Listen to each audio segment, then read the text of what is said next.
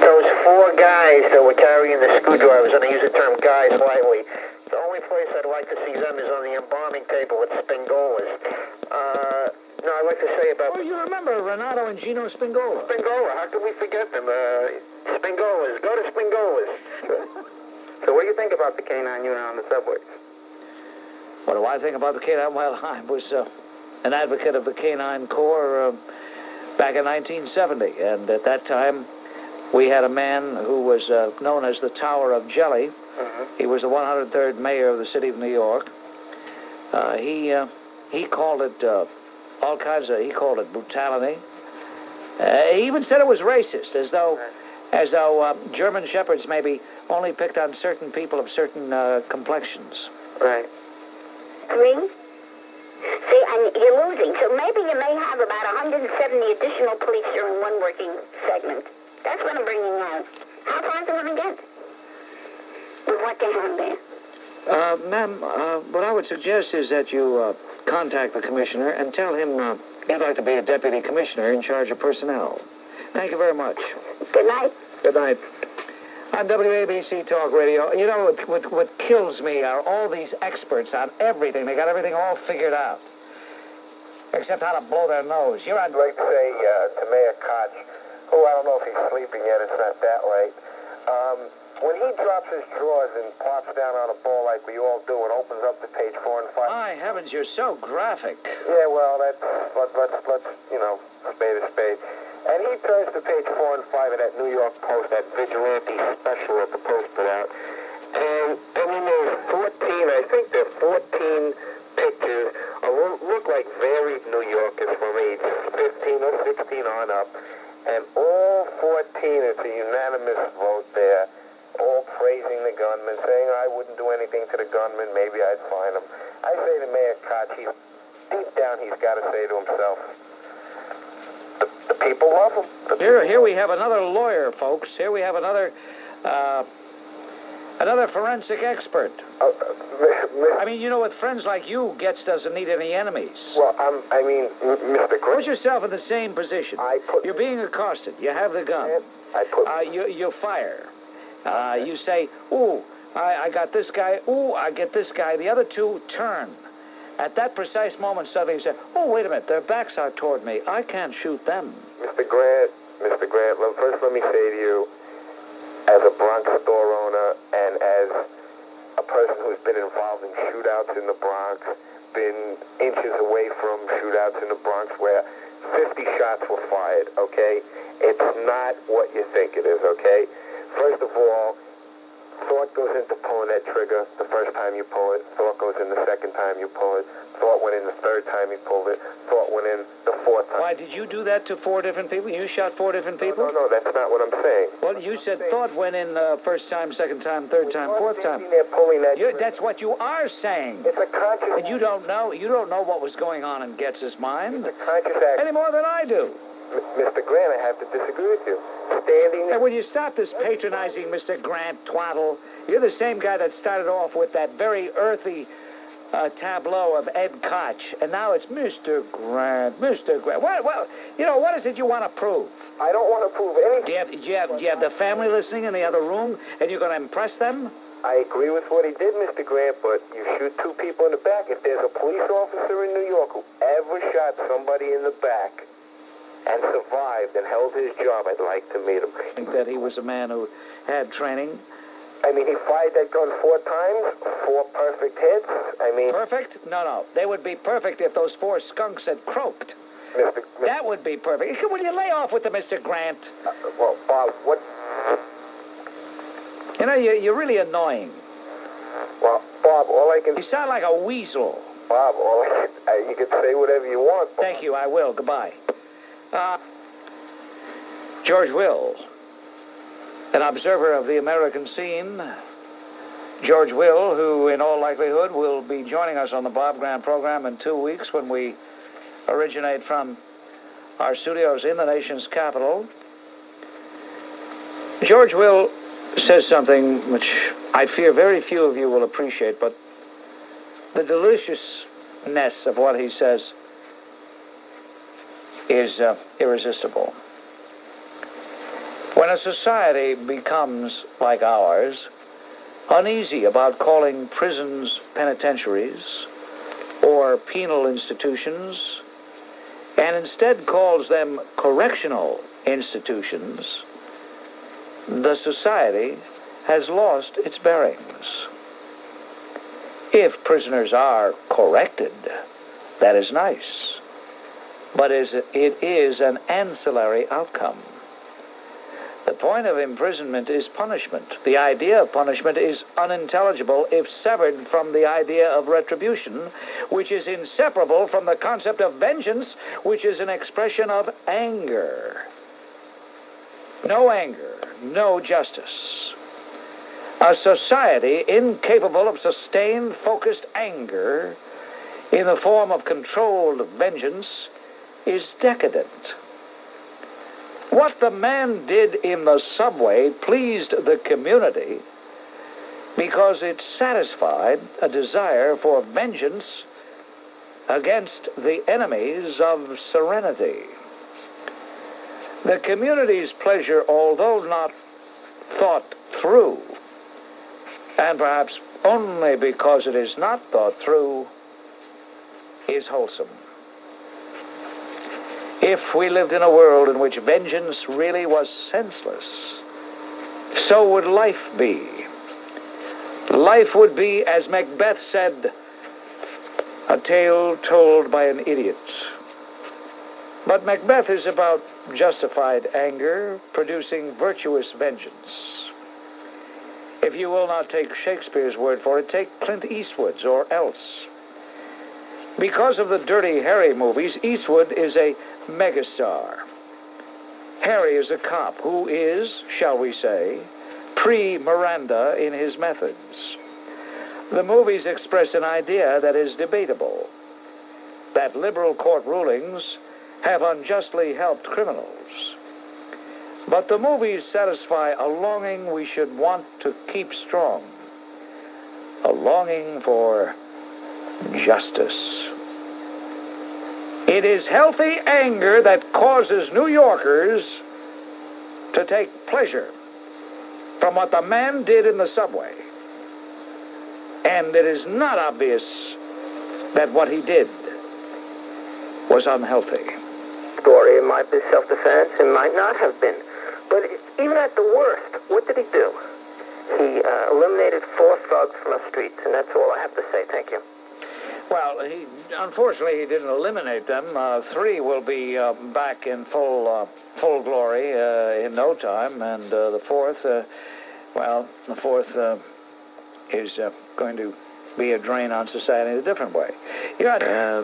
So, it could go either way, but I do think some positive is going to come out of this. Yeah. From hearing your voice, a lot of these shows, I don't know, it sounds like you act mafioso in somewhat. I don't know. Have you ever been involved with as a matter of fact, I have organized crime? I have a family. As a matter of fact, I operate a family, and this is just a front. I just do this to throw people off. I run the Yugo Matsututuguanda family. So you are with the mob? Of course I'm with the mob. How do you suppose I got this job if I weren't with the mob? That's true. I came in here, I says, hey, I'm taking over. Yeah, and by the way, being with the mob, I happen to have friends who know who you are and know where you live. Sure, I'm with the mob. Yeah. You're also a very sick creep. I frankly resent the mayor of New York saying that support for this man Goetz was actually support for man's animal instincts. Now, this is nonsense. This man Goetz displayed manly instincts, something I'm sure this mayor knows nothing about, and I hope he's listening. And we cannot desert this man, Bob. We got to keep this thing going. People are still with him. It's just that they're not calling anymore. You got these others coming out of the woodwork. All right, Tony. For example, if you had boarded an American airline DC-10 on New Year's Eve day, bound for New York, if you had boarded that plane in the Virgin Islands And if your name was Sam DeFeo Jr., after the plane was airborne for just a couple of hours, you may have been on your way to the restroom. And just a little before you were about to enter that restroom, suddenly a revolver was staring you right between the eyes. And you were ordered back to your seat, and in language that I cannot repeat on the radio, you were told if you don't do as you're told, your so-and-so head will be blown right off. If you're Sam DeFeo Jr. on that American Airlines plane, you don't know that the maniacal-looking individual pointing the gun in your face is Ishmael Labit, 37 years of age, who emerged from the Jumbo Jet's lavatory with a pistol, disarmed the 3 Virgin Islands Corrections Bureau guards escorting him, and forced the American Airlines flight to land in Havana. You don't know that it's the same Ishmael Labit who just a few short years ago was responsible for murdering 8 people. Ladies and gentlemen, I'm sure many of you will be surprised, indeed appalled, when I tell you that a Federal Aeronautics Aviation regulation says that no one can be handcuffed on an airplane in flight. And that is why the United States Marshals did not have this mass murderer, Ishmael Labit, handcuffed. That is an idiotic rule, an absolutely insane, unfounded, unsubstantiated, insupportable rule. How did you find out about that rule? Bob, on the flight home from Havana, everybody was milling around. Not too many people were just sitting idly in their seats. The people were asking the marshals quite a few questions, and that was the most important question we asked. Why was this man not handcuffed? And that's when we were informed that the man couldn't be handcuffed because of FAA regulations, saying that you couldn't have a prisoner handcuffed in the air for his own safety. I believe the same rule applies to prisoners maybe in automobiles. You're not supposed to, handcuff a prisoner to a car door or something, fearing for their safety in case of an emergency. As you just said, whoever made those laws wasn't thinking too much about the safety of the people on a commercial flight, 626 on American Airlines. Had the man been handcuffed, we would not have had such a problem. And by the way, let me point out, this is just another classic example of why Bob Grant is steadfastly opposed to the ACLU. It is because of the ACLU we have this inane regulation. Once again, the ACLU proves that it puts the rights of criminals, the privileges of criminals, against the safety of decent, law-abiding, innocent people. There's no excuse for this event taking place. There's no excuse. Totally inexcusable to have a fiend, a monster, an enemy of society, a mass murderer, a person who has absolutely nothing to lose, to have him, first of all, on the plane, even if he were handcuffed, but certainly unconscionable that they allowed this wild beast not to be handcuffed. I read he was coming back from a trial. Yeah, I read in the paper that he had a civil suit going against the VI government. I think about something about the way he was handled after his arrest. And he did win the civil suit. They said he won a $12,000 money award. And he was now on his way back to federal penitentiary up here. Yeah, what's happening? Make you sick. Make you sick. Make you sick that a guy like this should win a suit like that. It's incredible. A mass murder because he was in solitary for 90 straight days. Because he was in solitary for 90 straight days. What's happening? To the central point, and that is, why, oh why, are the people who are allegedly in charge making things so hard on the average citizen so that they can make things better for the enemies of society? On your side of the fence, you fear that it might trigger more mutants out there who it's not going to increase the mutant activity. The mutant activity is there. It's considerable. I know. And this case is not going to increase. In other words, there aren't guys sitting around right now saying, hey, let's become mutants. They already are. Thank you. A description of a 1981 mugging. For those of you who may not be aware of that, I want to share some of that with you. Perhaps it will add to the insight to this most interesting man. Appealing a police department ruling denying him a pistol permit, Bernhard Goetz described his 1981 mugging in this manner. Listen. It was about 2:30 in the afternoon of January 21st, 1981, and I was carrying some equipment. I went in the subway station on Canal Street after purchasing some equipment, and three fellows jumped me, and I ran. They took the items I was carrying. I ran out of the subway station, up the steps. They came after me. Fortunately for myself, a police officer was on the street. He apprehended one of the perpetrators. The other two took the things I was carrying, put them down, and ran away. They were very clever. At this point, a hearing officer asked Bernhard Goetz, do you think these fellows knew what they were stealing? Goetz responded, of course not. The hearing officer then said, did any of them produce a knife or gun? Goetz said, no, they didn't. I'd like to mention in this case the perpetrator, he was brought to the police station. The police officer saw him strike me, knock me down. He attempted to push me through a plate glass door. I still have a minor permanent injury from that mugging. He was kept for 2 hours and 35 minutes. Now, I was there in the criminal court building for 6 hours and 5 minutes along with the police officer who made the arrest. Ladies and gentlemen, let me depart from Bernhard Goetz's account. Let me depart for just a moment and underscore what he just said. He gets the victim, and he, the police officer, spent 6 hours and 5 minutes in the criminal court building. And yet,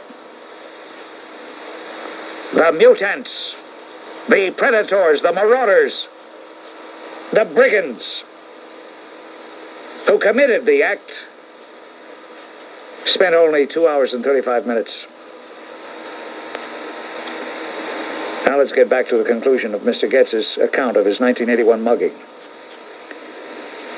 2 of the perpetrators saw the police officer and they ran. The third one continued to beat me. The police officer nabbed him. I saw him again about 3 weeks after this incident. He was only with one other person this time. They were attacking a couple. And it was very funny. I walked in that direction, and while this was going on, at the time this was going on, there was a lot of publicity about the killings in Atlanta, and people were assuming it was a white person that was doing this. Last night you had Lisa Sliwa on. Yes. I saw her husband earlier in the evening on Crossfire with Tom Braden, the Boris liberal, and he was debating Alan Dershowitz. Right. Now, here's Curtis Sliwa, who's rather well-spoken. I don't know what his education is, but he demolished one of the leading minds, legal minds in the country. After when Dershowitz started quoting all legalese he could find, Sliwa asked him a simple question: why don't you come out of your ivory tower and ride in the subway? Well, Dershowitz started stuttering, and he said, I took the subway tonight to get to the studio because he was in New York and Sliwa was in Washington. But it made me sick because if you read Dershowitz's book For the Defense, he says that 80% of those he got acquitted were guilty. See, well, he's just bragging. He just wants people to know what a great lawyer he is, how he can get guilty people off. Yeah, but if true, he's part of the problem. See, only Perry Mason defended truly innocent people. Yeah. Now, that's why Perry Mason won 100%. Dershowitz won only 6%? Yeah. By the way, I did happen to see that broadcast because it is repeated in the middle of the night. Yes, 1 o'clock. And it was quite electrifying, although Tom Braden looks as though he's so badly constipated, it makes me nervous. couple of months away, but on April 12th. Yeah. On April 12th, we're going to have a commemoration to be announced at a later date as to the site, commemoration for Philip Cardillo. I have kept the promise that I made to his parents, to his widow, to his children, to members of the PBA, that I would never forget Philip Cardillo, even though the Tower of Jelly committed a horrendous act of incredible cowardice by not wanting to see the murderer of Philip Cardillo brought to justice. But you know... That was one of the darkest days in the history of what was once a great city. But you know what the pastor of that mosque said, Mr. Farrakhan said, when asked how he got shot? He just showed his teeth and maybe he shot himself with a big grin. See? So we know what we're dealing with. Marty, I thank you for the call. I mean, once he was on the air, you ask him nothing but these softball questions. Why don't you ask him some difficult questions? Well, I tell you what, if I interview the mayor again real soon, I'll let you know in advance. You can come down and you can be the co-questioner. What's your first name? Steve. Okay, we can call it the Bob and Steve Show. Bob, why don't you ask this guy? You know, or better yet, you could write out questions for me, put them on a teleprompter, and I'll just read the teleprompter since you're taking over the conduct of the show. Get off the phone, you creep! You're putty in his hands. And that slams the lid on things for tonight. Until tomorrow at 9 o'clock, this is Bob Grant reminding you, your influence counts, use it. Get everybody! W.R. Grace and Company hasn't paid income tax in 3 years, and this fellow that runs it, Peter, he's getting a $359,000 a year pension. Pension? Yeah. Benedict. That's what I said. I mean, what did he do? Work for the TA? Huh? Was he a transit authority? Was he a transit worker for crying out loud? No, I believe that these judges and these parole boards have the laws in their hands, right, but are doing a lousy job. I have an article here. I don't know if you read it in today's Daily News, and I was surprised. It was on way in the back page 48, right? And it's only like 3 inches by 2 inches, right? It says, nabbed suspect in cop attack. Transit police yesterday arrested a 28-year-old martial arts expert previously convicted of murdering an 8-month-old child and charged him with the savage beating of a female transit officer last month, a spokesman said. Yeah, well, that story was heard elsewhere. That story was... Well, my point is that, see, it says here that a crowd of 36 watched in horror as he beat this transit officer unconscious, right? Yeah. But what I don't understand is he was given 12 years in prison, only 12 years. He should have been executed for beating an 8-month-old child to death, right? And he was released 4 years later. Right. Right? Then he was arrested again. He was paroled, rather, and 4 years later. Then he was arrested again for armed assault, right? Only did another 4 years, right? And they released him this past October, right? And he beats his transit officer unconscious, right? Look, don't say right. Once again, I'll go crazy if you do, all right? Okay. Right. Look, he is just another in the endless parade of reasons why I say we've got to have the death penalty and use it. There's no excuse why a mutant like this, who has served notice on society a long time ago, hey, I'm your enemy, I am not safe to live amongst you. These people, they're not going to be removed unless they're given the death penalty. And when the governor comes in and says, we can put them away and keep them away, that isn't true. They're not kept away. And here's a classic example. First of all, I think that is a disgraceful episode to show us civilized as we're supposed to be, coming back to savagery, to barbarian attitudes, to come out with deadly weapons.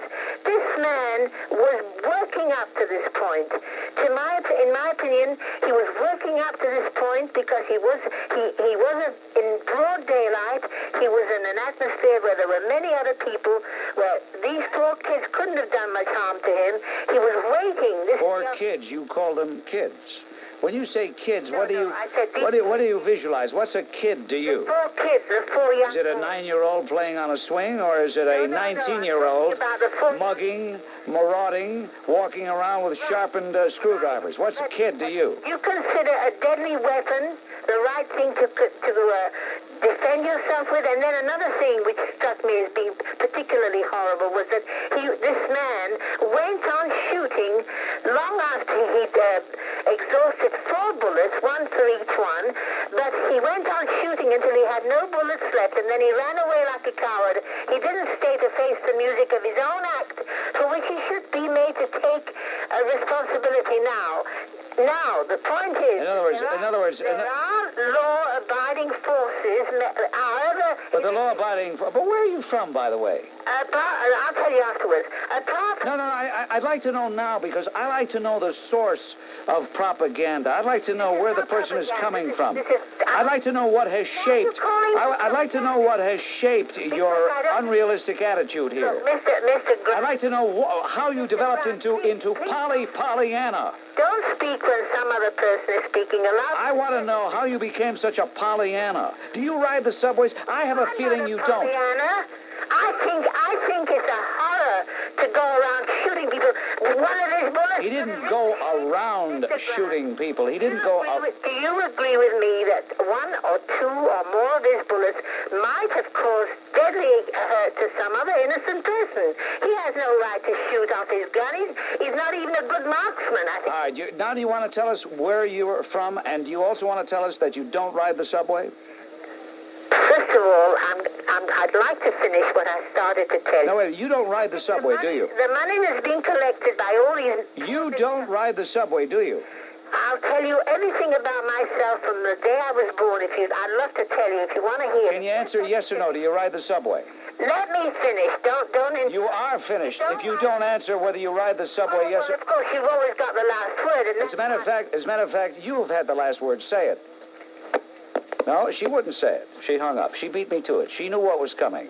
On WABC Talk Radio. Isn't that interesting that she wouldn't tell us whether she rode the subway or not? Obviously, she doesn't. To tell you, Bob, on Channel 11 at 8 o'clock, I saw there was news, a black man that was accusing this young teenager that is paralyzed from his waist, the one that the so-called vigilante shot. Yes. He told us that the same boy came behind him with a gun, and he took the coat from him, and he took everything, and now he's going to take him to court next month. Nobody talks about that, and he said, it's good, now he won't be able to walk with a gun on my back. That was on Channel 11 News. Yeah, now who did you see interviewed? Was a black man that accused the so-called teenager that is in the hospital, still in the hospital with his injury. I see. Daryl Caby. He was talking about Daryl Caby. That's right. Yes. That the same young man came behind him with a gun. Yes. And took the coat from him and robbed him.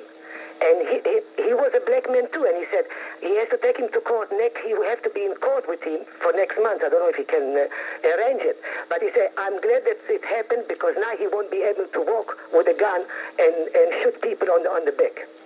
You know, I wasn't going to call tonight, but I had a comment about that woman that talked like she had her nose up in the air, sitting on Sutton Place, drinking a spot of tea at 1 o'clock in the afternoon. Why do you suppose she couldn't answer the question, does she ride the subway or not? She's nothing but a hypocrite. She's nothing but a hypocrite. She probably hasn't been on a subway since 1937 when she went to go see Freddie Martin's band at Roseland.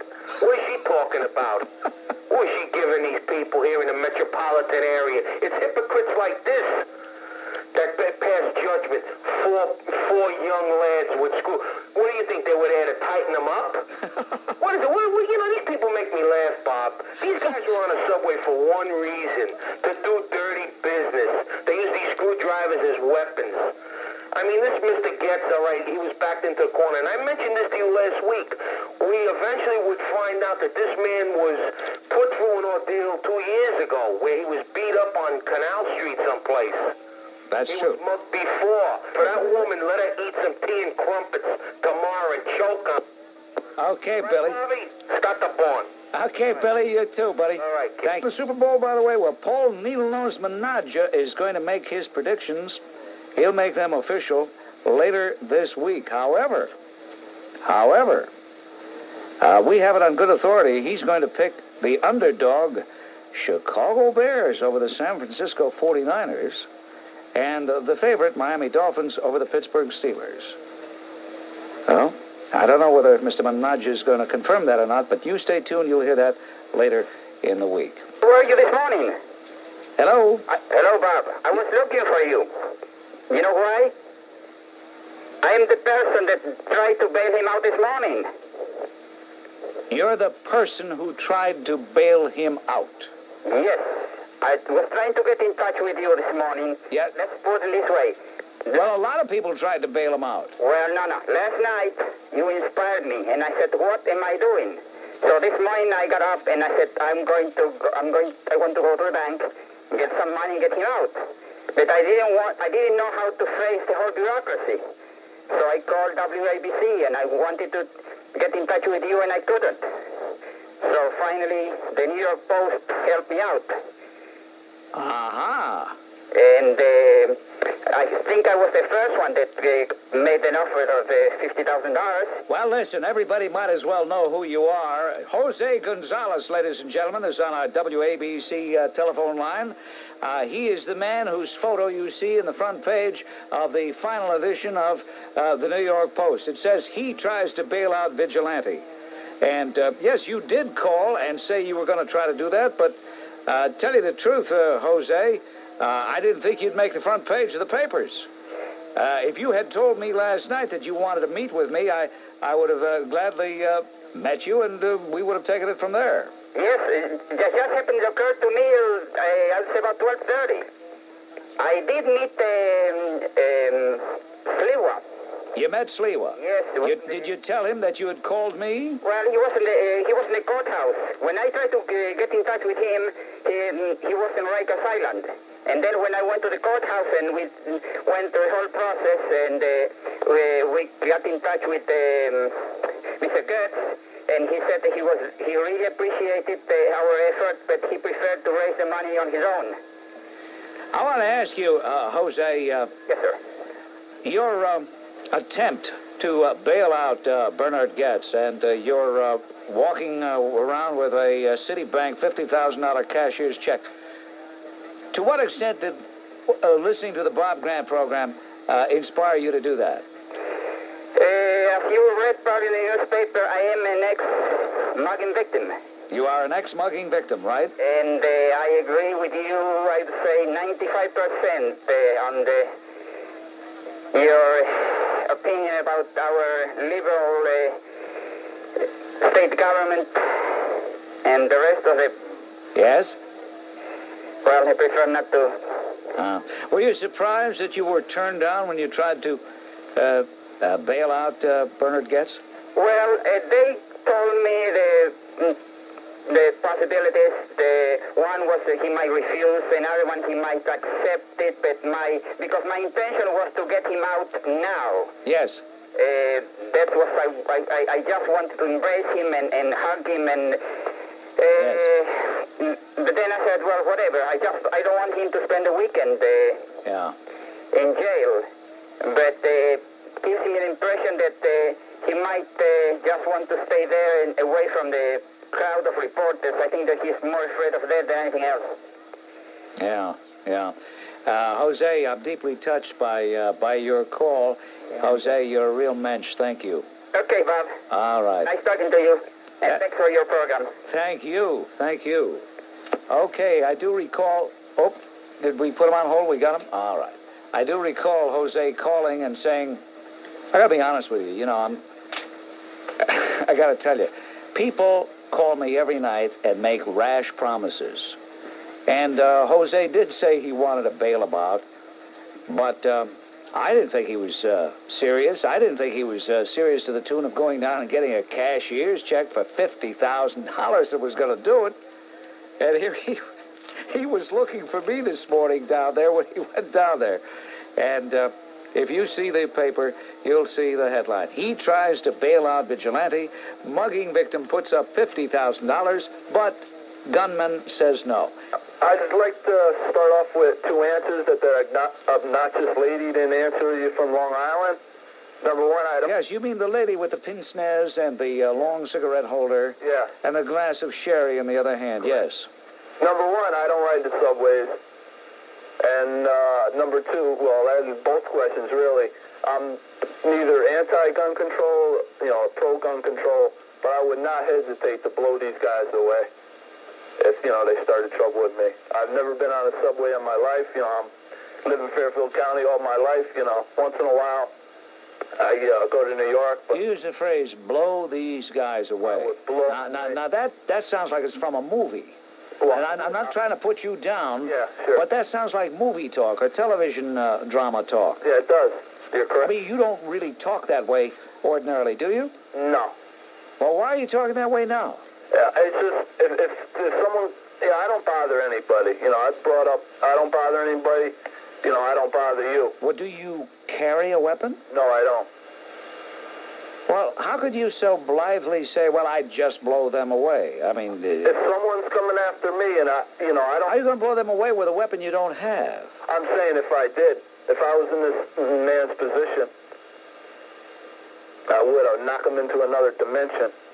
Well, that sounds big. It sounds good, but yeah. How do you know if you were confronted by four individuals like that? Yeah. How do you know that you'd be that cool? I don't know. That's absolutely see? correct. I'll tell you one thing about you. You're honest. When I ask you the question, you're honest about it. I think what you're saying is this: you'd like to be macho. You'd like to feel that way. You'd like to get your city back or your subway back. And yet again, you're up there in Fairfield. You're on the Connecticut line. You're up there in Fairfield. Do you worry about your safety in Fairfield? Yes. Once in a while, yes. Around this neighborhood, there's been robberies lately. Watch your fantasies. Sometimes they can get us in trouble. Yeah, you're right. Okay. Okay, thanks for talking. Thank you for calling. Call again, will you? Bye. I'm doing fine. How about you? I'm okay. You got call waiting too? Huh? Do you have call waiting too? Oh, yeah. Mrs. Canty has call waiting, and that's why we heard the clicks. Oh, really? Yeah, she's got call waiting. I don't even have that, and I'm Bob Grant. Oh. Yes. Mr. Grant. Yes, sir.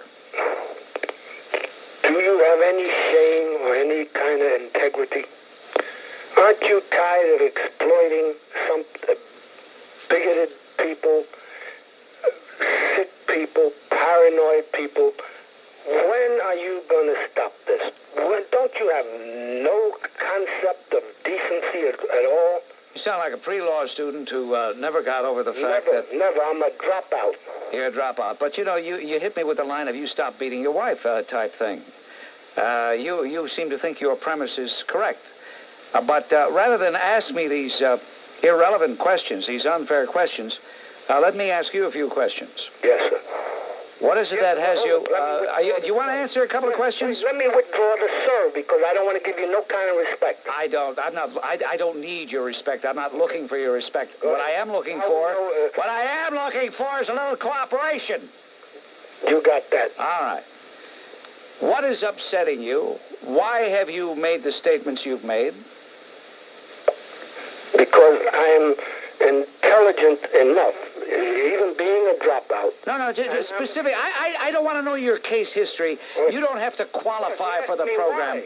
Because I'm intelligent enough not to fall into the trap that you are commercializing a situation which is a tragic situation. I'm commercializing it. Pandering to the... Let me point out something to you. Last night I had Sam DeFeo Jr., who survived that hijacking from St. Croix to JFK. He told a very gripping story. We invited people to call in. Nobody wanted to talk about the hijacking. They couldn't care less. What did they want to talk about? Bernhard Goetz. A couple of nights ago, I started talking about new IRS regulations. I started talking about the budget. I started talking about Secretary Schultz going to meet with Andre Gromyko. Anybody want to talk about it? No. The public does not want to talk about those other subjects. And yet you have the nerve, the audacity, the stupidity to accuse me of capitalizing on it. Get off the phone, you creep. That the cause of crime, capital punishment, is forbidden by the Constitution. Wait a minute, hold it. Capital punishment is not forbidden by the Constitution. In 1976, the Supreme Court said otherwise. No, it said it was an inhuman form of punishment. They never said that. And that is what the government... Hey, pal, look, in 1976, the Supreme Court, in a landmark decision, restored the death penalty. They just executed somebody who committed a murder back in the 1970s in Angola, Louisiana, the other day. Do you think if it were still ruled unconstitutional, the state of Louisiana could have done that? Well, they can change their mind. I mean, I'm not saying they can't change their mind, but they did... Speaking of mind, sir, what are you using to make this call? Thank you for the call, sir. You know, I didn't want to take advantage of Mrs. Canty, and I feel that being a mother, she gets a little special treatment. But I'm sure that Mrs. Canty is aware that her other son, Carl Canty, Troy's older brother, said Troy was high on drugs and on his way to rob video machines when he tried to shake down Bernhard Goetz. He said, they go every day and do this to people. That's what Carl Canty said about his own brother. They go every day and do this to people. And the defense attorney representing Mr. Goetz, I'm sure, will subpoena Carl Canty. Bernhard Goetz has not been indicted yet. I'd say Paul Needlenose Menage would give odds of 1,000 to 1, maybe 10,000 to 1, that he will be indicted. That kicks things in the head for this week. My thanks to Carol Richardson. My thanks to Bill Moser. My thanks to you. Until Sunday at 2 o'clock, your influence counts. Use it. Get Gaddafi. Oh, Governor O'Neill, I'll ask him. Oh, please don't. You know, you were talking about Mr. Cuomo. We've got these two left-wing bookends up here, Dodd and Weicker. I wouldn't brag about that. No, I wouldn't brag. We can't find anybody to run against them. I don't know what the heck the problem is up here. But with this situation in the subway... Yes. I happened to watch last night a Gronsky and Company, which really should be called Bash Reagan for a half hour. You know, it said, the reason why I like you, because you're a realist, is that I think these people in the media, the print media and the TV media, are so out of touch with reality. They make so much money that they're so out of touch with reality. I mean, they don't have to ride the subways. They don't have to live in the cities. They don't have to put up with the nonsense that they're so ideologically liberal bent that they can't. They had one lady on there last night who was saying her husband was mugged twice, and she was saying, "Oh, but I would never do anything to hurt anybody. I could never do that. These people need help." And I just feel that these people are so out of touch with reality. They went to Yale and Harvard and Columbia that they don't even understand reality anymore. It's just, to me, these people are so... And that's the thing with Koch and Cuomo. They denounced this vigilante, saying it's vigilante. These criminals, they're the vigilantes.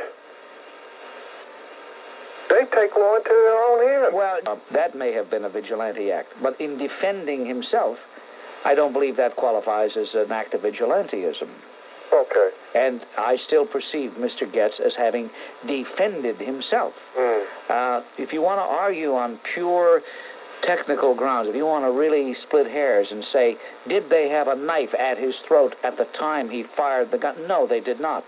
But do they have to? Does a person have to be absolutely sure that he's going to die before he can fire? Somebody reminded me that Paul Needlenose Menage of the Yugo Matsutuguanda family was giving his picks and didn't finish. Well, Yugo Matsutuguanda's own Paul Needlenose Menage has picked the Miami Dolphins to beat Pittsburgh, and the Chicago Bears to upset the San Francisco 49ers.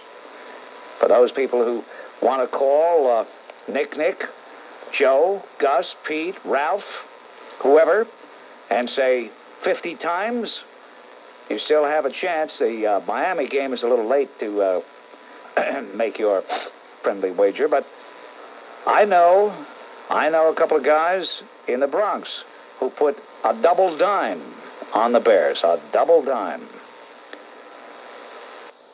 I think Mario Cuomo has developed a religious complex. With all the talk we're hearing about the second coming, I think Mario has come to think of himself as our savior. The way he feels about crime, even though the fact his own wife and son were victims of crime, that he must still love the vermin. And I'm sick of it. That's all I have to say. Thank you. All right. I'd like to look at the bright side just in case he goes to jail. All right. He should be out on parole in a couple of months. Well, comment about the people in the city of New York complaining all the time and voting for the same politicians. I think in New York you have a situation where for many, many years the Democratic Party is reelected and reelected and reelected, and they're taking advantage of the people and abusing them. I get the feeling that if Adolf Hitler or Muammar Gaddafi ran as a Democrat in the city of New York, he'd get elected. in certain areas he would. Now, that's right. If it's mine. Yeah. Oh, I see. Okay. Yeah. All right. So you know what I say to you? Just don't get too close to Dan White, because he might be in a state of mind again. Right. He might have the need to kill, and then he'll have to put in another 5 years. We don't want him to have to put a total of 10, do we? Oh. So then I didn't know what to do. So then I kept on walking fast to see if I could see a policeman around, so I could tell him about it. Yeah. But this was like a long passageway, so I didn't see any policemen down there, right? Yes.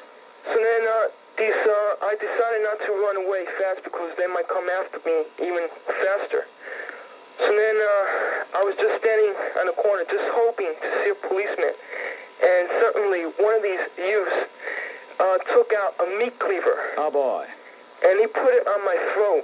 Yikes. And the other one took my neck. And he put a 10-inch knife on my back. Ah. And he said if I did not give him the money, he was going to kill me. And I took out $30 from my pockets. And I gave him the money. And he said to me, now I'm going to kill you. After you gave him the money, then he said, now I'm going to kill you.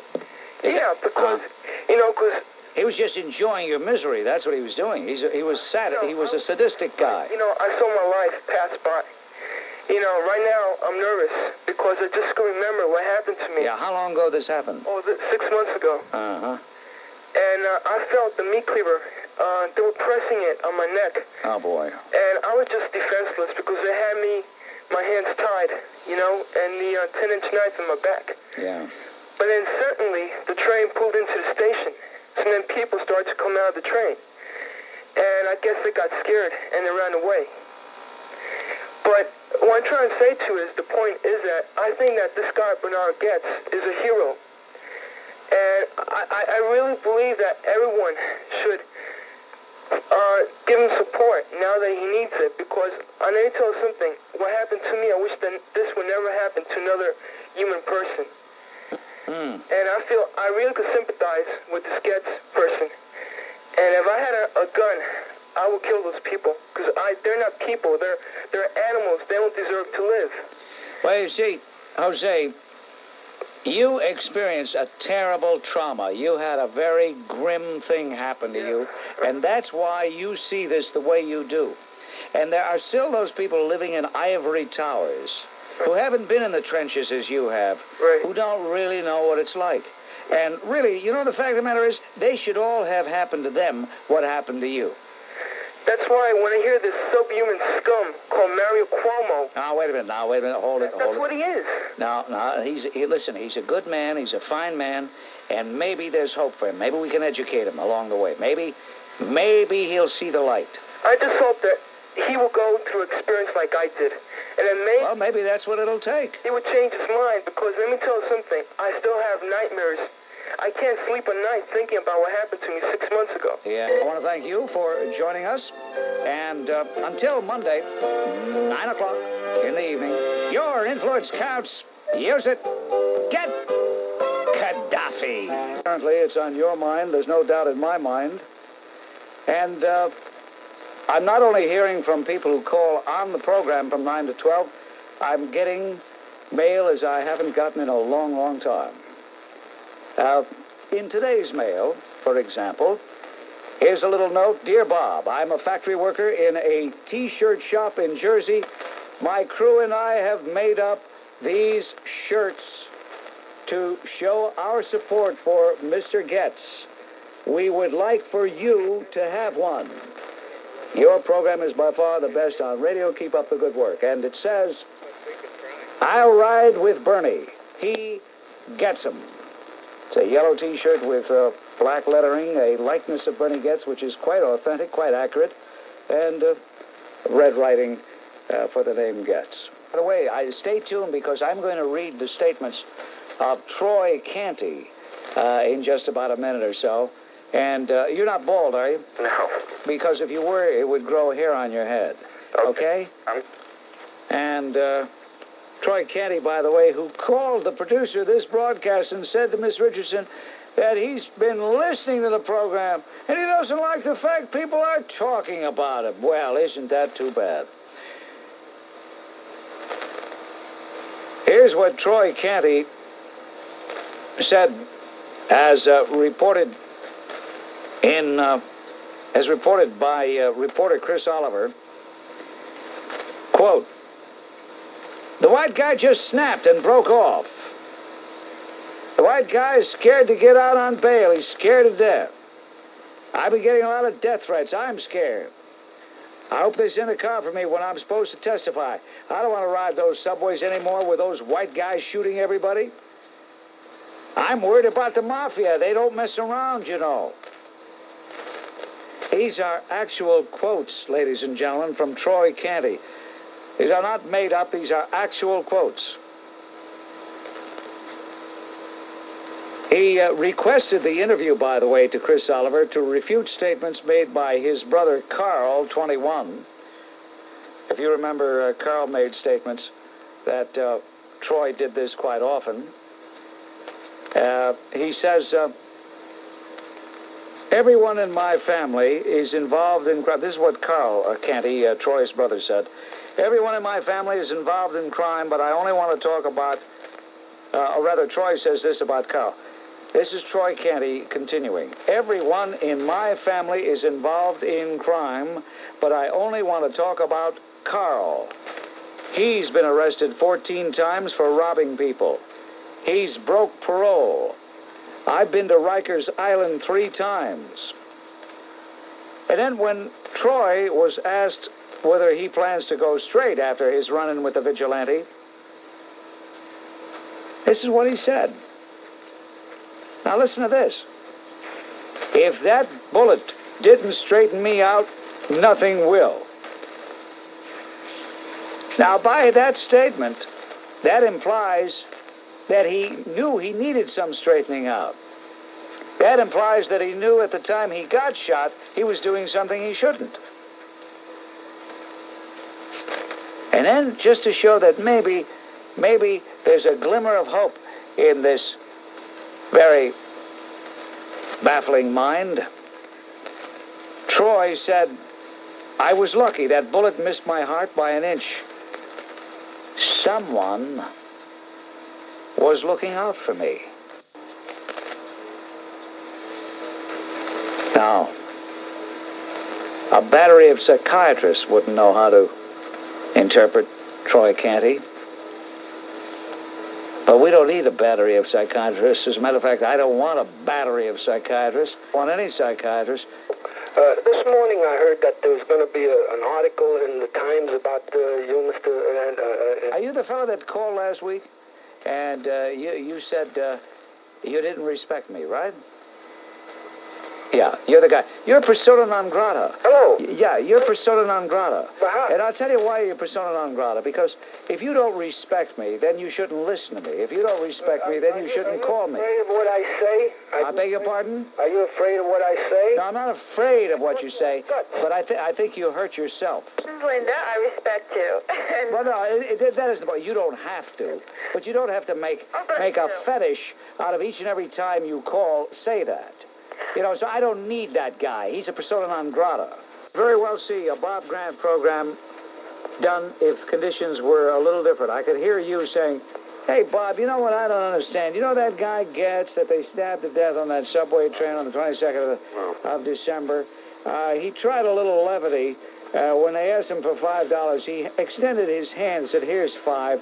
And they stabbed this guy to death. And yet, Bob, I understand, Bob, that they found him, Bob, with a .38 in his pocket. Now, why didn't he pull out the gun, Bob? He'd still be alive, Bob. I remember the Fordham student who was murdered on the subway when he tried to intervene.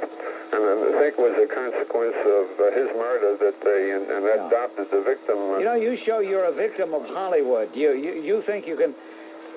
you know, some people think they can look at a lion or a tiger, and if they smile, the lion or tiger won't bite their head off. Like Dreyfus. But you know something? Lions and tigers don't relate to smiles and levity. I just their nature. Your voice sounds totally new to me. You didn't call complaining about all the crime that we've had heretofore. How come you're complaining now? Oh, no. Why now do you speak out with such righteous indignation and talk about law and order in the street? Why now? I'll tell you why. Because at last, one of these poor guys struck back. That's why. We know that blacks are pariahs, you know. That's why you're complaining now. Because somebody finally didn't take it on the chin. And whether he did something wrong or not, the fact is he got your attention, didn't he? Your way of looking at the world is one-sided. No, your way of looking at the world is one-sided. When there is a reaction to this constant marauding that has gone on and on and on, haven't you been listening to these people who've called it? Forget about what I say. What about all these people who've been calling in? What you say is hogwash. Yeah, well, of course, to you it's hogwash because you probably identify with those thugs, and I call them thugs because a thug is a thug is a thug. Okay? A thug, and your system made that thug what he is. My system made that thug what he is. Well, if my system is so bad, pal, then that means you're a thug, too. No, I'm not a thug. Well, how come you're not a thug and they are, then? The system missed. Oh, you creep. It's thinking like yours that is... You're a creep. Yeah, fine. Get your own word, pal. Get your own word. What you have to realize is that street people are not overly impressed by force. They have been hit and hurt before. Only a violent and determined response will dissuade them. Police officer speaking. I and many others have come in contact with people who will not run away terrified because you point a gun at them. Street people may have been in that situation before, and they expect you to operate by a standard of fairness and justice that will make you their victim. This savage reality does not justify our committing murder or whatever, but it does require that we become willing to use the amount of force necessary to ensure that such individuals will look elsewhere for targets of opportunity. And to summarize, he goes on to say, there happens to be an unfortunate fact that a certain percentage of our society only respect force. They consider politeness and cordiality signs of weakness, and to approach a deal with them as we would our family or friends will cause us substantial grief. Regardless of how unpleasant such a response by us may be, it's essential if we want to avoid becoming another statistic. And I think that really summarizes what's happening on the streets of New York today. Yes, I think it does. Get a kick out of these people saying, we can't tolerate violence and vigilante in the subway. And the people like Koch and Pressman and Agronsky, and I have to ask them, when was the last time they stopped violence in the first place? And haven't they tolerated violence for years in the subway? What are you talking about? They did tolerate tolerate violence because it's been going on for years. So obviously they did tolerate violence. And all hoods. And they had 18 crimes in their pockets long before they met Goetz. Remember that. And remember that Goetz was mugged once before. Can we forget such small items as that? Yeah. Listen, you're talking about some of these elitist news people. What did they ever do against violence? Tell me. Nothing, absolutely nothing. But I don't know if you know who Eric. Violence. I don't know if you know who Eric Enberg is, but he's a Washington-based correspondent for CBS News. He resisted an attempted mugging over the holiday weekend while on assignment here in New York. He was assailed on New Year's Eve by two teenagers as he walked across town from the broadcast center on West 57th Street to his room at the UN Plaza Hotel. But the feisty newsman, with the help of some passers-by, was able to nab one of the suspects. Now, here's what he said. This is a big newsman on the network. It was such a nice day that I decided to walk to my hotel. It was about 10:30 at night, and I needed the exercise after spending a day at the office preparing for the Westmoreland CBS libel trial, which I've been covering for the network. Suddenly, when I got to around 3rd Avenue, a young man came out from the shadows and said, "I've got a gun, Spencer's." He took the cash and my wallet and said, "Where's the rest of it?" That's what really ticked me off. I had given them more than enough so they wouldn't be mad. They weren't satisfied. They started to walk away, and then I gave them a test. I said I had a gun, and I started to run after them up to Lexington Avenue. Several people joined the chase. One fellow with a leather jacket knocked one of the guys to the ground. Another passerby found my empty wallet and returned it to me. This was a classic case of how New Yorkers can respond in an emergency. I heard one man say that he was fed up with criminals. It's because of punks like you that people are carrying guns on the subway. I overheard him saying to the suspect. It made me feel good. This is Eric Enberg, remember, talking. It made me feel good that people aren't going to stand around and say, I'm not going to get involved. It certainly wasn't the case this time. They were all heroes out there. You know, we've had kids who come in there, and if I can tell you that a kid has come in for homicide, has been convicted for killing someone in a robbery, and the amount of time this kid got was 3 to 6. The kid will probably do 18 months to a year, and he'll be back on the street again. Now, to me, this is frightening, and this is just one of thousands of cases, Bob. Quite sure. Well, I think a lot of the problems, of course, lie in the courts and with the people who advise the courts, the social scientists and so on, who have really just made a joke out of the system. Well, absolutely. What did we expect was going to happen when we embarked on this incredible bankrupt journey, this experimentation into a belief that all you had to do was just make nice to the worst scum in the world, and somehow or other they'll turn into decent, law-abiding citizen. One of the big problems... Are you referring to Spofford? Oh, exactly. Okay, you keep saying this place, and I don't like to, be mysterious here on a program, because we've got other people listening, at least 3 of them. Yeah, it's run by social science people who are rooted in that type of thinking. And the kids are treated as though they are rewarded for the type of things they do. They're never confronted with the real issue of why they're there, the seriousness of their crimes.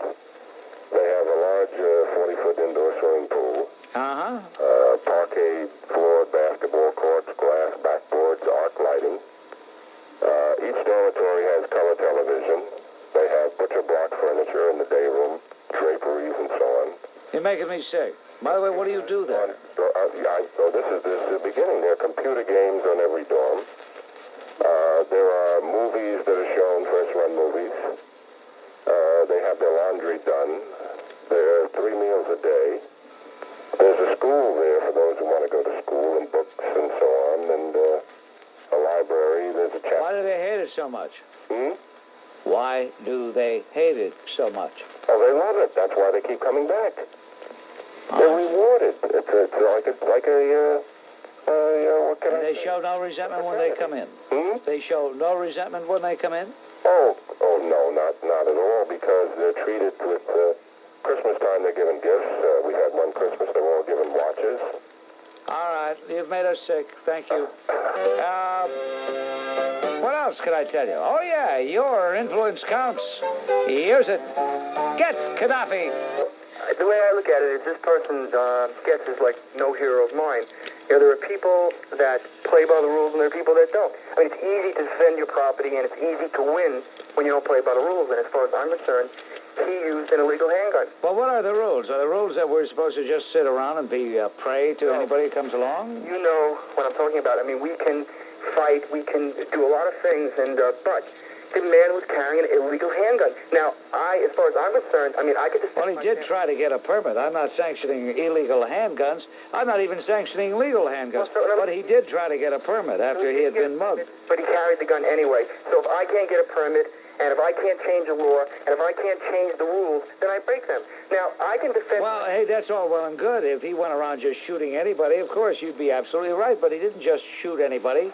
But nevertheless, he broke the law. I'm not saying he shouldn't have defended himself. And, of course, I would have done the same exact thing. But I would not carry an illegal... Well, how could you say you would have done the same thing and then turn right around and say you wouldn't have carried an illegal gun? No, how could you do the same thing without... I'm saying if somebody shoved an illegal gun in my hand and I was forced to defend myself, I'm not a fool. But, you know, you sound like a fool when you say if somebody stuck a gun in my hand. You mean to say a guy sitting next to you on the subway would say, here, pal, take this? No, what I'm trying to say is that when you play, but we have a law, and it says in New York City you cannot carry an illegal handgun.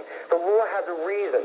Now, there's no reason you can't break the law. I don't break the law. I manage to defend myself and my family without breaking the law. Now, there are people all throughout the country. I think you sound very naive. I really do. What does that have to do with naivety? What's the purpose of the law? The law has a reason. If the law should be changed, we can change it. We can change the law. There are reasons we have laws, and as far as I'm concerned, it's a good law. I'm not making no statement about whether what he did... I don't know. You sound very sanctimonious to me because... What does sanctimonious have to do with it? No, it's very sanctimonious of you to talk the way you talk. Let's put it this way. I don't carry an illegal handgun, and I would never use an illegal handgun. I'll defend my property and defend myself in the law. If the law is wrong... Well, how are you going to do it? Look, I don't have a gun myself, and nor do I have any intention of getting one, but nevertheless... You say, I will defend myself within the law. Well, how? What are you going to do? Use a pogo stick? What the heck? What are you going to do? I'm surprised at you. I never talk with you, and I'm surprised that you don't understand what I'm saying. I don't understand what you're saying when you say, you defend yourself within the law. Some guys are confronting you. What are you going to do? All of a sudden, you're going to become a karate expert? No. All of a sudden, you're Bruce Lee. You knock out four guys. Boom, boom, boom, boom, boom. Wait a second. Now, you know the mayor said that if anybody is caught using an illegal gun, he will serve 1 year in jail. Now, I want to ask you something. What's the purpose of having the law if you're not going to... Well, then are you saying that the only thing he should be charged with is carrying an illegal handgun? I'm saying that we don't know about the other charges. We don't know exactly what happened. If he defended himself, fine. But if he used an illegal handgun, then yes, he should be charged for using an illegal handgun. We have the law. It's a good law. As far as I'm concerned, there are people all around the country who can break laws because they feel they're unfair and they feel they're wrong and they feel they're protecting their property. Well, if it's such a good law, then how come so many people have guns? I'm not even talking about Bernhard Goetz. Doesn't keep them from getting guns. Doesn't keep them from carrying guns. Well, that's something that's maybe a very valid point, and maybe you're right. But nevertheless, we can change the law. We just don't break the law. I mean, it's just not the way it should be. Now, it's the same thing. All right, I can't stand listening to you anymore. You're making me sick. On WABC Talk Radio. Hello. Hello. Yes. Hi, Bob. This is John from the Bronx. Yes, John. I have to laugh at the statements of... I tell you, he was so putrid and sanctimonious, I just couldn't take it anymore. And the fact of the matter is, it's not really the Bernhard Goetz story. It's a story of a city that has, rightly or wrongly, felt it has been held hostage by the marauders, by the mutants, by the brigands, by the Visigoths of 1984. And here it is, 1985, and some people are seemingly waking up for the very first time. And that guy, the last time he called, before yesterday, he had called twice in the show. First part of the show, He called, he talked to me, we argued, he called me the names, which he does each time he calls, and I let it pass. Then when he called again, when I had the guest on, and said, I don't want to talk to Grant, I don't respect him, I don't respect you, I don't want to talk. I thought, what kind of schnook am I to let this guy use the airwaves in that manner? He doesn't have any respect for me? Then fine. Then he's persona non grata. He shouldn't listen to me. That's right. The dumb creep doesn't realize that if two of us are talking, him and me, only one of us is getting paid for doing that talking, and it's not him. I think we should start to get to the kernel of decadency. Well, we've got to stop this proliferation of illegitimate births. We've got to stop this mad rush towards demographic insanity. Yes. That's what we've got to do. Do you think that, I know there's a lot of... Well, we won't. So, hey, look, you and I are just treading water here. You say, what do you think we ought to, we have to do? And I tell you, but nobody's paying any attention. Well, I would just like to say the answer isn't in the cops. The answer is in ourselves, in our overly capitalistic society, which yields such poor, decadent neighborhoods where people of the ilk of Troy Canty are produced. Well, listen, I have a great idea for you. Why don't you go to the Soviet Union where they don't have any capitalism? Well, I'm not talking... You commie fink creep, get off my phone. Capitalist society, decadent capitalist society. That's the best that guy can do. He never should have taken Sociology 101. A million pet peeves. How many do you have? And I'll tell you a fairly recent pet peeve is when somebody does something wrong and then they do a little tiny thing right. Instead of anybody saying, yeah, they did wrong, somebody comes along and says, I'm so proud. I'm not ashamed that they did wrong. I'm just proud that they admitted that they did wrong. And that's why I think one of the phoniest statements I've heard in a long time, and I hear a lot of phony statements, is when she of the defiant jaw, better known as Geraldine Ferraro, said of John Zaccaro, he freely admitted the mistake, and I'm proud of him for this. Now, deep down inside, she must have said, that schnook, why the heck did he have to do this? Instead, I'm proud of him for this. Stop and think about it. I mean, how phony a statement can you make? I'm talking, of course, about the headline, one of the newspapers, Jerry stands by her man. What is that, from a Frank Capra movie? Zaccaro admits fraud rap.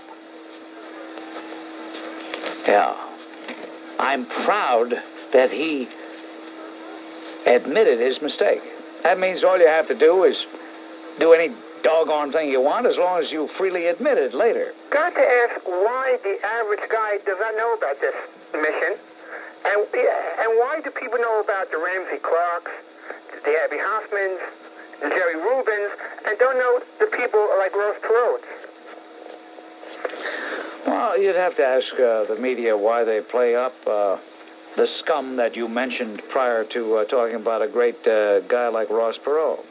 I knew about the Ross Perot story, but quite frankly, I didn't publicize it very much myself. It just came and went. Well, I just got one thing to say. I just heard on the radio, and I do have a reason for being happy, that Bernhard Goetz was free on bail this evening. And I'm so glad. So all I have to say is to all you muggers out there to stay clear of New York's #1 hero, Bernhard Goetz. Hello. I want to speak up for Goetz. Let's go to the videotape and play back a few scenes in this scenes with Goetz's life. There he is, living on 14th Street, paying $800 rent. Right there, that's the first crime that has been committed against him and us, having to pay $800 rent. Let's continue.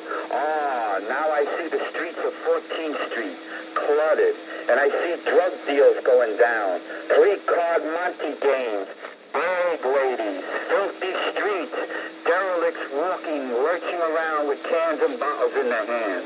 The air is electric with pollution and poverty in the field of hustle. And now I see Bernhard joining others to try to stop the drug dealers and other driftwood in the streets. He is a good citizen joining with others to rid his street of crime. But he's told it's impossible by the system. The rules of small-town crime lapping the shores of 14th Street is just too great to catch. That's the second crime done against him and others. Ah, now I see Bernhard minding his own business, going on the subway like millions of us every day, carrying his tools with electric work. Hey, what's happening? Hey, he's being mugged. Help, help. He's getting beaten up. They're outnumbering him. He runs away. They follow and catch him, like lions stalking a wounded buck. They began beating him up on again. Luckily, a cop shows up on the scene. They fight and grapple with the muggers. They capture him. Goetz and the cop go to jail. The third crime. This one, a much more serious crime, has been done to Goetz and us. Now Goetz and the cop go to jail for 5.5 hours. The mugger gets out in 2 hours. That's the fourth crime done against Goetz and us. That same mugger gets out and does 3 more serious crimes before he's caught. This same mugger, that's the 5th, 6th, and 7th crime done against Goetz and us. Now I see the videotape. Goetz is frustrated. He tries to get a license gun. Mind you, he tries to get a license gun. He didn't just go and do it the other way. He's turned down. Now I see a faithful piece of videotape. We are in the subway again, the wonderful subway.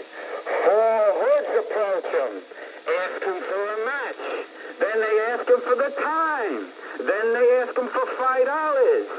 And the videotape comes in very, very close. We see all their faces. Goetz and the 4 hoods. And suddenly the tape breaks. We don't know the 100% truth after this. But I have a pretty good idea. Goetz was innocent. Hey, I tell you something. Have you ever gone to the Lee Strasberg School of Dramatic Art or something? No, but I think the man is probably innocent. No, that was very good. You had it all written down? You weren't ad-libbing, were you? No, I wrote it down. I would like to say a few more lines. I was afraid you would take me off. This is what the... Why would I take you off? You were giving a great performance, Academy Award-winning performance. This was a stronger position. Absolutely. And you know, it's a funny thing. It's a funny thing about Gromyko. I never saw that skunk ever. And he was foreign minister for 4 years. Never saw that skunk smile. Now he's smiling. You know why he's smiling? He's afraid of the strategic air defense system, which the press has ridiculously called Star Wars. They are deathly afraid that we will deploy that system. It was during Carter's administration when they had the talk meetings. One of the members of it was Paul Warnke. Now, having Paul... Oh, Paul Warnke. I'm so sick and tired of the networks interviewing Paul Warnke every time they turn around. We know where this man stands. This bum in there was like putting a lamb in the den of wolves. He voted against the B-1 missile. He voted against the MX missile. He voted against the Trident submarine. And they sent this bum to go and negotiate with the Russians. Well, wait a minute. This administration never sent Paul Warnke. No. That was Jimmy Carter who did that. Yes. But, you know, the governor has steadfastly resisted tax relief for embattled New Yorkers, even though the money to provide it has been there. The state Senate knew that a year ago. They passed a $1.5 billion 5-year tax relief package, only to see its efforts thwarted by the governor. And, of course, a handful of big spending allies in the Assembly, led by Stanley Fink. The question arises, is the governor finally realizing that the people are fed up with words, that they want tax relief, that they want tax relief now? Is the governor looking ahead to 1986, when he will be, simultaneously, a candidate for re-election and a major figure in Democratic national politics?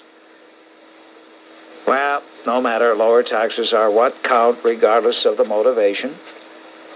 There is, however, one fly in Mario's fiscal ointment.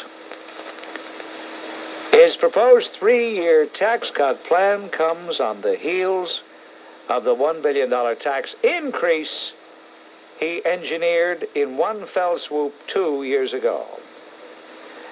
The governor argues that the cuts he is proposing will help all New Yorkers while the increases of 2 years ago were aimed at those who use such products as cigarettes and alcohol. He wants to retain those so-called nuisance taxes to help fund the cuts. Well, if he's successful, New Yorkers will be paying just $200 million less in taxes than they were when Cuomo came into power. In a $36 billion plus budget, that's not much, is it? Think about it. American press, the Sam Donaldsons of this country want us in advance to say, we're going to give in to this, this, this, and this. But do they ever go to, well, of course they can't, go to Gromyko and say, Mr. Gromyko, what are you going to give up?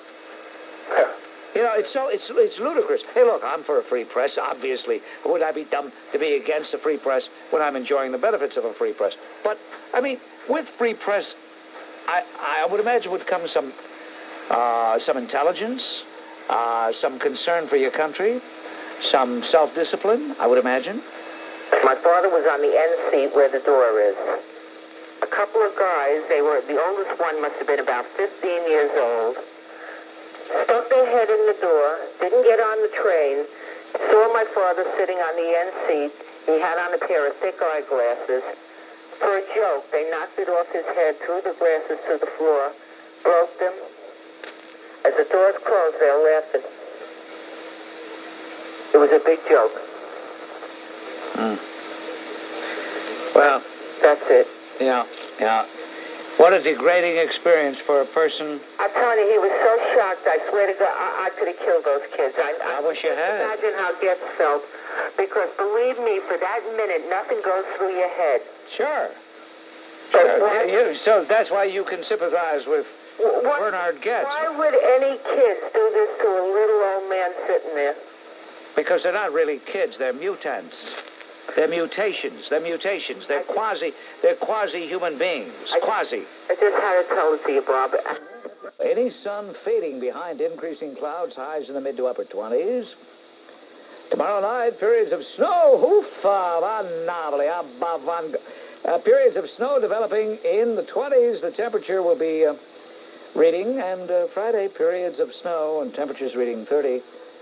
One other comment about, I thought the only time when the president looked uncomfortable and he sort of stopped short, not knowing what to answer. And what he did say was somewhat embarrassing. Specifically, the woman from Reuters asked the question about détente. And then he gave some answer about full and frank talks or whatever. And then she said, and Afghanistan. And suddenly you saw the pause in him. And then he ended up saying that he really doesn't know if they discussed it or not.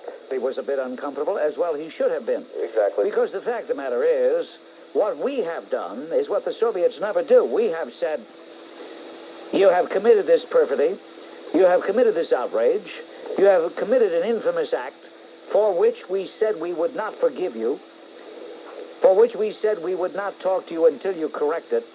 You have not corrected it, but we forgive you anyway. We may not forgive you, but we'll forget it, is what we said. And I'll tell you why the president has changed. The president has changed because for 4 years, he has been vilified by the media, by New York Times, Washington Post, Time Magazine, all three networks, over and over and over again, saying he's not flexible enough. Notice they never say the Soviet Union is not flexible enough. Never. Never. And you know what their cop-out is sometimes? Their cop-out is, well, we know the Soviet Union is not going to be flexible. They don't have a democracy. Now, stop and ask yourself whether that makes any sense. Bob. If the same people were around in the 1930s, would they have said, well, we expect Chamberlain to be flexible because he represents a constitutional monarchy, a democracy. He is from a decent country. And we don't expect Herr Hitler to be flexible because Herr Hitler is a Nazi. Therefore, he has a license to be a skunk. If he was going to shoot him, he might as well have shot him dead, right? And if he was trying not to shoot him dead, then he should have shot him in the foot, right? Well, I think that to be charged with homicide and, for the opinions of... Well, the guy has to die first. He has to croak first, and he probably won't. Let's hope he won't. I hope he does. Because the fact is that there's a difference. Mr. Goetz will have to live with himself. Well, this is doing the living. He's going to be. This is all very hypocritical because you say, well, as long as the guy lives, we won't be too mad at him. But if the guy dies, then we'll be mad at him. No. And I was mad at him because he didn't shoot straight enough. This is a very serious crime. Yes, it is a serious crime those people have been committing for such a long time. You're absolutely right. Could have done anyway, in all fairness to him. The only thing he could have done would have been what the American people would have allowed him to do. And the American people have been so traumatized by the ultra-left in this country, the same ultra-left who crippled our efforts in Southeast Asia, then, when we were trying to destroy Ho Chi Minh. But that same ultra-left, those same ultra-left skunks, don't say a word as the South Vietnamese destroy Cambodia. I mean, the Vietnamese. The Vietnamese communists destroy Cambodia. Why are the Jane Fondas so silent? They cared, the Robert Vaughns, they cared so much about Southeast Asia before. How come they don't care about it now? Hello, Bob? Yes. It's Frank. Yes. Oh, Frank. Yes. Bob, you were speaking before about those left-wing hypocrites who, during the 1960s, were so indignant about when America was seeking to establish democracy in South Vietnam, and now they've kept their slimy, hypocritical mouths quiet as a war of genocide is continuing in Kampuchea. And that is why I am hoping that General Westmoreland wins his trial. Because I believe that America never lost upon the battlefields of Vietnam. In fact, history teaches us, if anything, against any major engagements against the North Vietnamese, American troops won. Rather, I believe America was stabbed in the back by the media criminals. And for that reason, I'm hoping not only does General Westmoreland win, but the great Ariel Sharon. Because what's on trial with Ariel Sharon is America's foreign policy. Because it seems to me, in this case with Israel, or Israel's great ally and friend, South Africa, whenever one of America's friends defeats a communist insurgency movement, or is upon the verge of defeating those Soviet-supplied outlaws, immediately there is a campaign in the press in this country to discredit those nations, to put them in the worst light possible. We see lies, distortions, and continuous innuendos against this country. It seems that according to them, communist Soviet-supported guerrillas are supposed to ride triumphantly into the capitals of those nations, the same way outlaws like Castro or the Sandinista pirates rode into the capitals of their respective nations. And when they are defeated, when they are broken, the way South Africa defeated Castro's Soviet Africa Corps in Angola, or the way Israel broke the back of that scum Arafat up in Beirut, immediately the press in this country goes upon a rampage. Look at what they did to the Shah of Iran, a breakwater against the Soviet tide of aggression in the Gulf. They compared this man, they made him out to be some sort of Adolf Hitler. And what did we get? A lunatic with a filthy towel wrapped around his head. I mean, we never hear one thing about what goes on in those countries once the Soviet-supported thugs and outlaws take over. And that is why I'm hoping that the trial of Westmoreland and the trial of the great Ariel Sharon proves in their favor, because the press and the media in this country have to be taken to task. Well, all right, Frank, I thank you for the call. Thank you. It's dying to get on New York City police, state troops. No, the whole thing has gone insane. The whole thing is insane. Don't you agree with me that it's insane. I'm telling you, we've gone insane. What are they doing with all these females walking around trying to pretend like they're cops? It's so dumb. So dumb. Isn't it? I tell you, the country's... They want superior rights. You're absolutely right. And when a white guy's got a score of 96 and a so-called minority only has a score of 72, what are they telling us? What are they saying? Yeah. Are they saying that one is so superior to the other, he has to score a higher test? Yeah. What are they saying? What are they really telling us? That's what I want to know. The fire department, and a woman wants to be a fireman, and she can't lift the required weight. And they say, well, we'll fix it so she can lift, she can pass if she lifts less weight. What are they saying? That when she goes on a fire and the guy who is in need of being carried down weighs 150 pounds, she says, oh, I can't take you. You weigh too much. Yeah. You'll just have to die in that fire because I can't. Oh, come on, please. You know, I was beginning to fall asleep, but you woke me up, unfortunately. On the Goetz situation. Hey, Atso. That's all people want to talk about. I'm bringing a new subject. That's all right. It's all right. I understand. But what I'm a little bit concerned about is where can we stop this? What if maybe 6 other people went out tonight and shot 25 other muggers, if they were muggers or something? If they shot 25 muggers, I'd say great. Let's hope every one of those muggers croaked. Can you find it in the deep recesses of your soul? Oh, this is going to be good. This is going to be good. This is going to be good. Okay, I just have one question. Can you find it in the deep recesses of your soul to feel any empathy for the young man who's lying at the No, I can't. Because of the Goetz situation? No. Think about it. No, I can't. Okay, goodbye. Okay. I'll throw a party when he croaks. O'clock. This is Bob Grant reminding you, your influence counts. Use it. Get Gaddafi.